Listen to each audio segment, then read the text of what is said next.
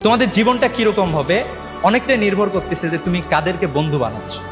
আল্লাহ রাসূল সাল্লাল্লাহু আলাইহি ওয়াসাল্লাম জাস্ট একটা হাদিসে চমৎকারভাবে বলেছে যে ভালো বন্ধুর উদাহরণ উনি বলেছেন আতর বিক্রেতার মতো, আর খারাপ বন্ধুর উদাহরণ একজন কামারের মতো। তুমি যদি একজন কামারের সাথে যাও তাহলে তুমি যেটা পাবা যে তুমি তার কাছে ভালো কিছু নাও পেতে পারো। সেখানে সে যখন আগুন জ্বালাবে, আগুনের দু একটা ফুলকি তোমার উপরে আসবে, ওইখানকার পোড়া গন্ধ তোমার কাছে আসবে। কিন্তু তুমি যদি একজন আতর বিক্রেতার সাথে যাও, মাঝে মাঝে অন্যকে আতর দেওয়ার পাশাপাশি সে তোমার হাতেও আতর দিয়ে দেয়।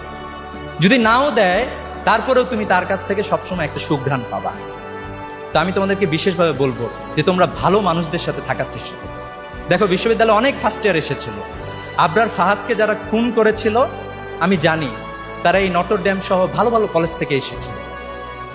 তাদের ম্যাচের বন্ধুরা বলেছে এই ছেলেটা সবচেয়ে ভালো শিক্ষার্থী ছিল, কিন্তু বিশ্ববিদ্যালয়ে নষ্ট রাজনীতির খপ্পরে পড়ে আবরার ফাহাদের মতো একজন ছেলে যে দেশের অধিকার নিয়ে কথা বলেছে, বাংলাদেশে যে নদীগুলোতে বাঁধ দেওয়া হয়েছে সেই বাঁধের বিরুদ্ধে কথা বলেছে, এই কথা বলার কারণে তাকে রাত ভর নির্যাতন করে তাকে হত্যা করা হয়েছে।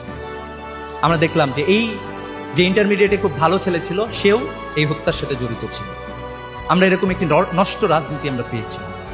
আমরা বিশ্বাস করি যে আমরা তোমাদের কাছে একটা ক্যাম্পাস দিয়ে যাচ্ছি, আমাদের একটাই স্বপ্ন, আমরা অনেক কিছু পারি নাই, আবার অনেক কিছু পারছি। তোমাদের কাছে এই ক্যাম্পাসটা রেখে গেলাম, তোমরা কি আরেকটু সুন্দরভাবে আমাদের ক্যাম্পাসটাকে সাজাই দিতে পারবা না? ফার্স্ট ইয়ারের শিক্ষার্থীদের জন্য আমরা একটা ক্যাম্পাস, আমাদের ডাকসু কাজ করলো, আমাদের সংগঠন থেকে আমরা কাজ করার চেষ্টা করেছি, আমরা তোমাদের কাছে একটা ক্যাম্পাস রেখে গেলাম। আমরা বিশ্বাস করি যদি ঢাকা বিশ্ববিদ্যালয়ের শিক্ষার্থীরা সিদ্ধান্ত নেয়, তারা যদি ঐক্যবদ্ধ হয়, তারা যদি একসাথে আগায় যায়, বাংলাদেশকে রুখার মতো শক্তি পৃথিবীতে কারো নাই ইনশাআল্লাহ। আমরা এটাও বিশ্বাস করি, তোমরা একটু বাংলাদেশের ভৌগোলিক অবস্থানের দিকে তাকায় দেখবা, বাংলাদেশের আশপাশে কোনো মানুষ শান্তিতে নাই।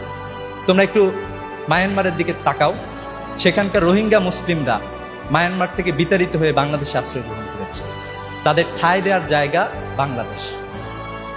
একটা জনগোষ্ঠীর মানবাধিকার ভুলণ্ঠিত হয়েছে, তাদেরকে আমরা এই দেশে আশ্রয় দিয়েছি।